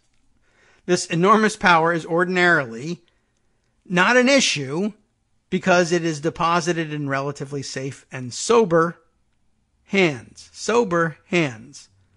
Ordinarily, up to now, the people nominated to the Supreme Court are usually, well, this has started to break down lately, even before Kavanaugh, but they're usually renowned jurists. Think about this and think about what the founders thought about this. So they certainly would have realized at some point, listen, this Supreme Court, now they didn't know yet that Marshall was going to say that it has the power to say what the law is. And I think that came as a surprise to a lot of them.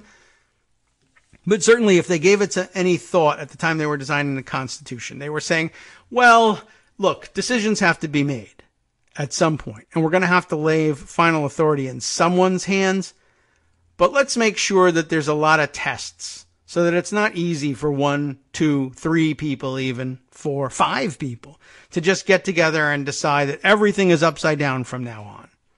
we're going to have to make it a difficult climb. For instance, first of all, you have to rise to a level where a president will take notice of you. Presumably as a judge, lawyer, law school professor these days, a jurist of some renown. But okay, suppose you outsource that to a group like, the Federalist Society, who can pick names out of a hat. And you got to do that for these lower courts, right? You might as well do it for the Supreme Court, too. What if that safeguard falls by the wayside? What if other safeguards fall by the wayside? We'll continue with this discussion after a short break. Hi, everybody. It's me, David. Let's change things up from the old fundraising pitch for just a minute and talk instead about how you can be a part of our show. If you've got a smartphone or any other electronic recording device, why not sit down and record a segment for us? Read us an important article and give us your take. Or read one of your own original essays, or even just give us your commentary on something you'd like to share that's important to you. Then send the file to me at kagrox@gmail.com, and I'll try and work it into the show. Short segments, a few minutes in length, are easiest to fit in. And of course, I can't always guarantee that I'll be able to play everything, but if you've ever shouted at your radio or TV about something you wish was being covered, here's your chance to change that. Make the show your own. Send your submissions to me at kagrox@gmail.com.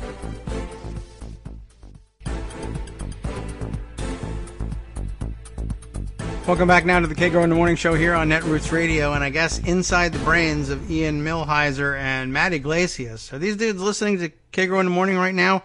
Out of nowhere, I guess. I don't know. We'll see if there's a thread that goes with it. Matt Iglesias tweeting, when? Right about now. Small brain, you know how this format goes. Small brain, Kavanaugh confirmation would provoke a legitimacy crisis. Medium brain, Bush v. Gore started the legitimacy crisis. Big brain, Roe v. Wade started the legitimacy crisis. Galaxy brain, Marbury v. Madison started the legitimacy crisis. To which Ian Millhiser replies, Article 3 started the legitimacy crisis. I'm just curious where this comes from and where it goes here. Iglesias then tweeting, as it says here, somewhere in the document, the way the system works is judges just get to throw laws out sometimes because of the text. No, I can't cite a specific part of the text that says that, but textualism, that kind of thing. And I can't tell whether he's like being serious or not, but it's sort of curious. And no, there's a very real truth to this. I guess I should set this tweet aside so that you can all see it at some point. I did retweet it if you're listening live. If not, you can catch up with it in our daily post. But let's see, where we left off was in explaining, yes, this is an enormous power. And it seems like the sort of thing that in considering the design of a system, you would say, no, we can't let people just decide that everything gets thrown out if 5 of them get together and say so. There needs to be more safeguards than that. But ultimately, there needs to be a final say in what the law says, what the law means. How you could have designed the system and not have imagined a Marbury versus Madison moment. Not necessarily the facts of the case, but that what we've come to take out of, what we've come to extract from Marbury v. Madison as civic students, less so than as law students, is that this is as civic students were taught, this is the origin of the concept of judicial review. The idea that the Article 3 courts would have the power to review statutes and decide that they were unconstitutional, if they could make the case for it, and negate those statutes over and above the objections of the legislative branch. And that wasn't necessarily an explicit part of the design of the system, though it seems like a pretty easy step. And now one we're kind of naturally used to because we've had 200 and plus years of history of dealing with it. But it wasn't always non-controversial. That's certainly true because it's an enormous power that these appointed justices who serve for life can decide things like this over the objections of the elected representatives of the people. Now, usually it's when the elected representatives of the people suck at understanding constitutional freedom. But not always are you going to agree with this sort of thing. But it is an extraordinary power. And though there couldn't be any check against them by putting an additional, I mean, I guess you could have come up with something where the president can veto Supreme Court decisions or something like that. But they rejected ideas like that and said the courts are going to have to be the final say here because, you know, in their tradition, they were working off of the English legal tradition. Judges were, look, they sucked then too, but they were, generally speaking, people of, well, you know, now looking back on it, of course, people of privilege. But in their class system way back when, that was, for whatever reason, considered like a legit reason to have to listen to somebody. They outranked you class-wise. And they were relatively sober and serious thinkers, and they had been trained at the best colleges and universities to think philosophically about such things. And by extension, we have that now. For the most part, these days, we nominate lawyers to the Supreme Court, though you don't have to be a lawyer either. And there have been great justices who weren't primarily lawyers in their legal career, but were primarily politicians instead or something else. But ordinarily, as I said over the weekend, people nominated to the Supreme Court are renowned jurists. Somebody who's made a mark in legal or at least political, like elected political circles, such that they've risen to a level where they're noticeable by the President of the United States, even though now we just feed them nominations. And you don't really have to be following, you know, like collecting judge trader cards necessarily to know who to nominate to the Supreme Court. These, though, are usually authors of legal treatises or steady political hands. I think here of like Earl Warren, who wasn't, I don't even know if Earl Warren was a lawyer. He certainly wasn't primarily known as a lawyer. He was an elected politician. And when we say politicians, we mean elected politicians, not political operatives like Brett Kavanaugh, or name your preferred political operative if you don't want to make it about him. But it is a far cry between being, 3 times elected governor of California and getting hired by Ken Starr to make gross jokes about Bill Clinton and try to establish legal precedent based on them.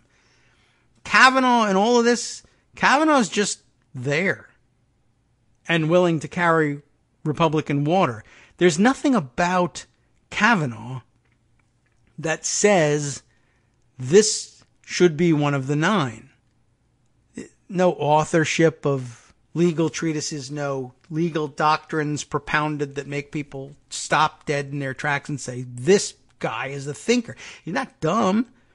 He's a good student, good enough that he got through Georgetown Prep and went on to Yale and then Yale Law School. And you can't argue with that, though you might have questions about whether or not he might be admitted under the same circumstances today, or whether it was worth giving him this opportunity, given that he didn't appear to take it very seriously at the time.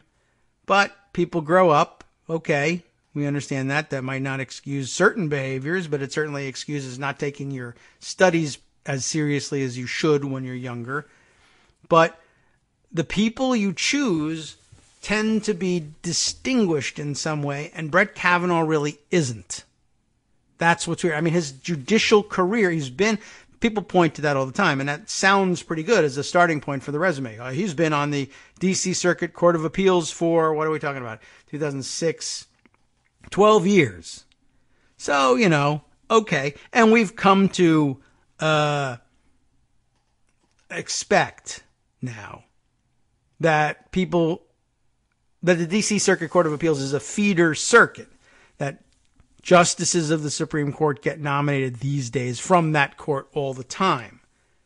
But I will say it's being used, and a lot of the circuits are being used by Republicans to short circuit this process of rising to prominence. You place people who really don't belong in these jobs on these feeder circuits to position them, start the clock on them. There's nothing remarkable about Brett Kavanaugh or his record. Nothing.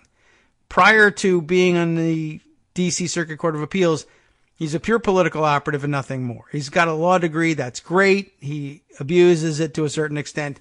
working both for a star and perhaps in the George W. Bush White House. But essentially, as in an accident of fate, he finds himself, as staff secretary in the White House, like I've said, the person who's responsible for, shuffling papers in and out, and dating the personal secretary at the time to George W. Bush, who's like literally the person who handles the papers and moves them around on the desk, as opposed to the person who theoretically is controlling the flow of information, and probably some physical flow of the information controlled by Kavanaugh himself. But his wife was working as personal secretary to George W. Bush. And lo and behold, the papers necessary to start the clock on turning Brett Kavanaugh, Yale law grad after all, turning him into Supreme Court justice worthy looking dude, starts with somebody exercising the power to put a paper on George W. Bush's desk that says,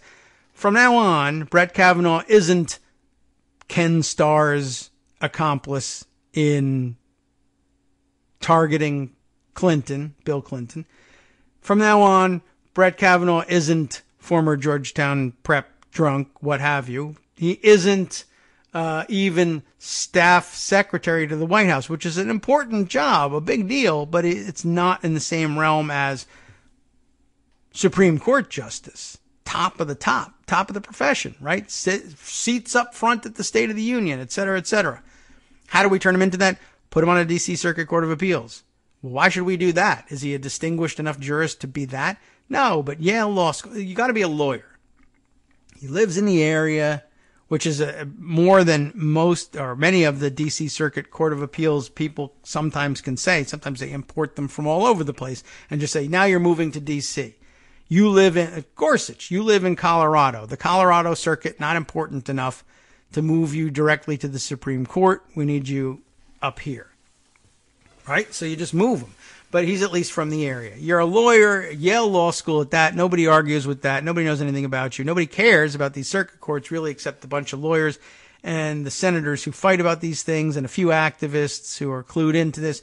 Put him on the Supreme Court. Start grooming him, or rather, put him on the D.C. Circuit Court of Appeals. Start grooming him for the Supreme Court. And then the question is, how long do you have to serve there before nobody bats an eyelash at your nomination to the Supreme Court? I guess the answer is supposed to be 12 years, but guess what? Eyelashes got batted. So that's what you do with these guys. They short circuit these things by just planting them in places and saying, go. But in the meantime, what has he ruled on that has made people say, wow, that guy has such a keen legal mind? What has he written that makes people say, wow, that's a guy who we need on the Supreme Court? Nothing. And not surprising. He made it through law school. He apparently did a good job. But, I mean, I don't know. Did we hear, was he editor of the Law Review even or anything like that? I mean, that's usually a good sign. He clerked for Kaczynski. That's another of the outward indicators. But then again, this is a pipeline. There are feeder judges, right? He clerked for Kaczynski, and he clerked for Kaczynski. Why? Because Kaczynski's a coveted spot, because Kaczynski's a feeder judge. He puts people on the Supreme Court. He puts clerks on the Supreme Court. And so he did. He moved them to Kennedy. So Yale Law School, yay, good job. Kaczynski, terrific, coveted position, mostly because they'll pass you on to Kennedy. Kennedy has you do that work. And now you're a legal superstar. You can start to write your own ticket. And so he did. Now, and was it earned? To some extent, yes, okay, fine, Yale Law School, like I said. But along the way, there wasn't anything that he did or wrote. He had the experience to say, well, okay, at a minimum, he clerked for this one and he clerked for that one.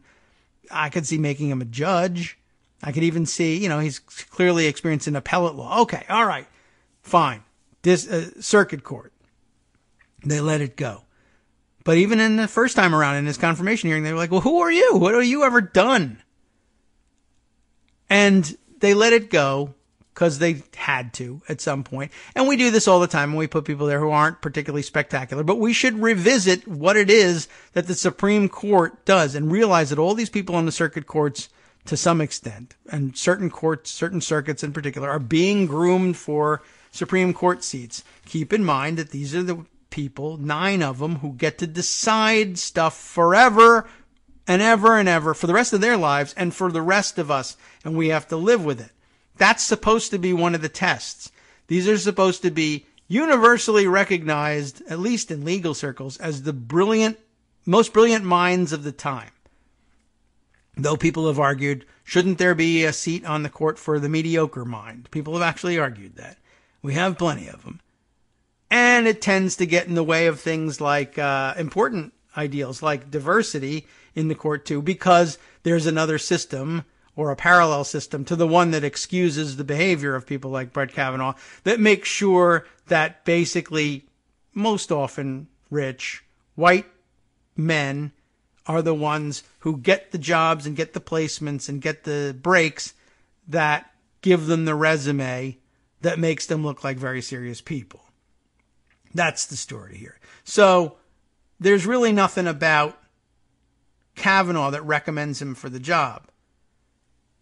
But that's where we are. There's nothing that recommends him for it. It's just the president says so. And the president says so because the Federalist Society says so. And the Federalist Society says so because the people in the Federalist Society say so. We want this to happen. We want 5 nuts to what is the Federalist Society? They've been sitting around theorizing about the way the law should be, but isn't. Constitution in exile, all these things decisions we disagree with that have been on the books sometimes for decades, whether it's stuff like Roe v. Wade or for that matter Miranda or anything else. This never should have happened. Lochner, what have you. And we want it reversed. But everybody says we're wrong. Go to any law school in America and they say this is what the law is because that's what the Supreme Court says the law is. This is what we have to teach you. And these are people who said it shouldn't be the law. Well, it is. And if you don't say it is on the exam, you will fail. But I am open to your arguing for change. Not that I ever expect you to succeed, but you are able to, it's okay to argue for change. And so they do this, but they, in addition, have this plot. What if we had 5 people who were in our club, this club of crazy people who think everybody has the right to a bazooka on the street? Abortion always should have been illegal because something, unless you get a stripper pregnant or whatever. Jason Miller.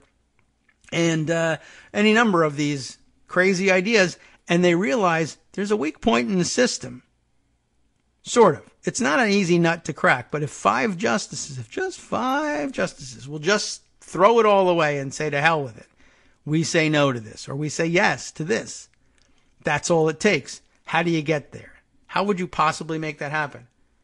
Well, what if you organized a club of people who were in law school, some elite, some not, but, branches all over the place, and the idea of which was to have each other's back on things like this. And to do the things that are necessary to create the resumes for reliable people to get to the Supreme Court. They don't all make it, but create a big enough farm team so that there's numbers to pick from. And then, of course, huge break. One day you get a dotard president who knows nothing about anything and is willing to accept whichever crazy idiot from your Federalist Society you put in front of him and say that's an awesome job. He'll sell anything, right? Oh, the bathrooms in Trump Tower are the most luxurious marble made up of dust that we stuck together with concrete. Remember, we were talking about that the other day. He'll sell anything.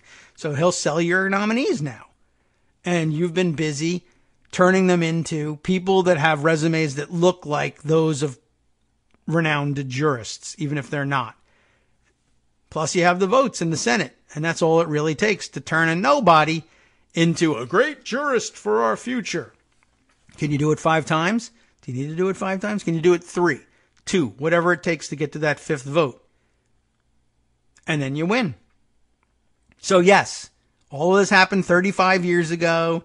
And yes, he says he didn't know that the memos that he got from Manny Miranda were stolen. All of this stuff. I want to know about it all because he's going to be one of the 9 people in the country with the power to turn everything you ever thought you knew in your heart about the law upside down if he wants to. He can't do it alone. You need 5 more. Gorsuch, not much better, came from the same place. Clarence Thomas didn't come from exactly the same place, certainly no better in terms of his accomplishments. What did he ever do in life? He was on the D.C. Circuit, too, for about, I think 16 months was how long they had to park him on the D.C. Circuit before he had been dressed in the trappings of Supreme Court level worthy consideration. And Equal Opportunity Employment Commission, where he accomplished nothing, essentially, but kept his head down, right? 16 months on the D.C. Circuit, and then poof, well, he's black and conservative, and he has the credentials. He's had them for a year and a half. Yeah, law school. Can't fight with it, right? Looks good. And if you think he hasn't done more, well, maybe your privilege. Check your privilege. He's a black man coming up through these white ranks. Okay, well, you'd have a point there, at least for a second. That's what they're up to. That's what they're doing. I'll read you a little bit, just a wee bit, about the man we mentioned earlier. I told you I had a Daily Beast piece here. The Secrets of Leonard Leo, the man behind Trump's Supreme Court pick. Can't imagine getting all the way through this in the few minutes we have left, but let me give you a flavor of this. If you want some idea of, well, is this really happening or are you making this up? Is there really a Federalist Society plot? Well, it's a plan and it's semi-legit, but it is a short-circuiting. This Leonard Leo guy, the subheader here on Jay Michelson's piece for the Daily Beast, is a Catholic fundamentalist who controls a network of right-wing groups funded by dark money, has put 3 justices on the court. He's about to get a 4th. And yeah, there is that.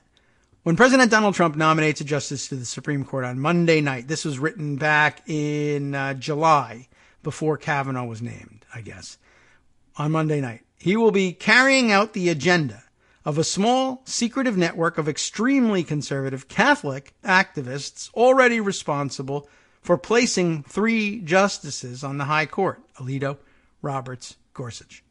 And yet, few people know who they are. Until now. That sounds exciting. At the center of this network, and remember, that was a word that Greg used for it too. At the center of this network is Leonard Leo of the Federalist Society, the association of legal professionals that has been the pipeline for nearly all of Trump's judicial nominees, not just the Supreme Court. In other words, he's putting them in place to groom them for Supreme Court seats later, if necessary. Leo, it says parenthetically, is on leave from the Federalist Society to personally assist Trump in picking a replacement for Justice Anthony Kennedy. I don't know if he's back there now. His formal title is Executive Vice President, but that role belies Leo's influence. Directly or through surrogates, he has placed dozens of life tenure judges on the federal bench, effectively controls the Judicial Crisis Network, which led the opposition to President Obama's high court nominee, Merrick Garland.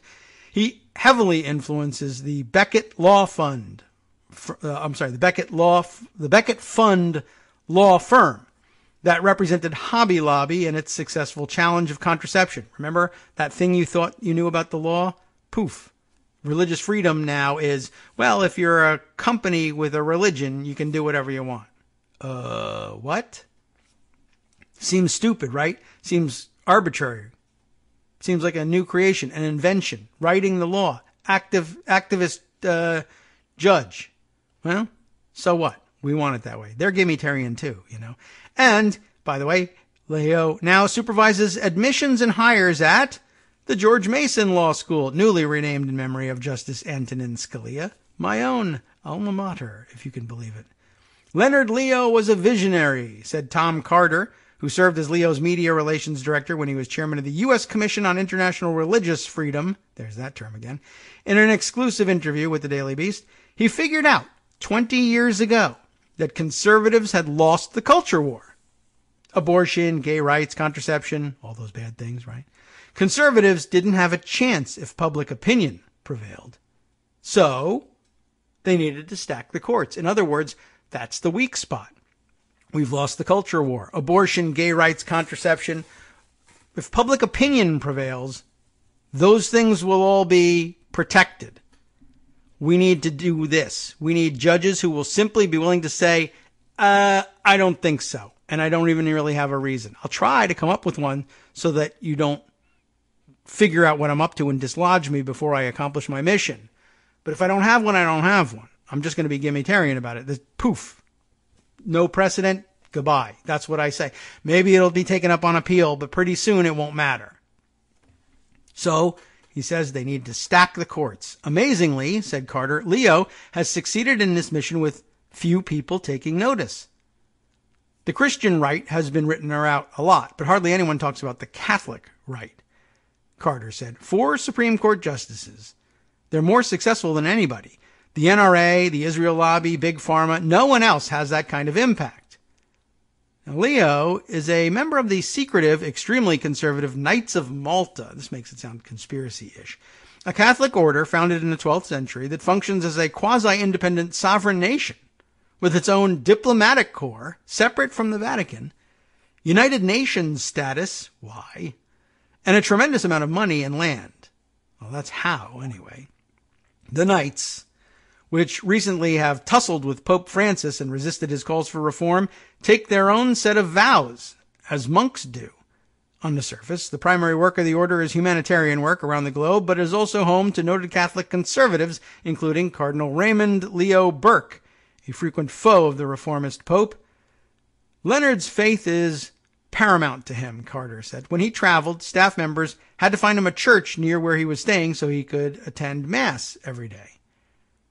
To be sure, none of this is to repeat the odious claims of anti-Catholicism, of papist conspiracies, and dual loyalty, but Leo has spent a career shaping the federal judiciary to reflect rigid, conservative religious dogmas.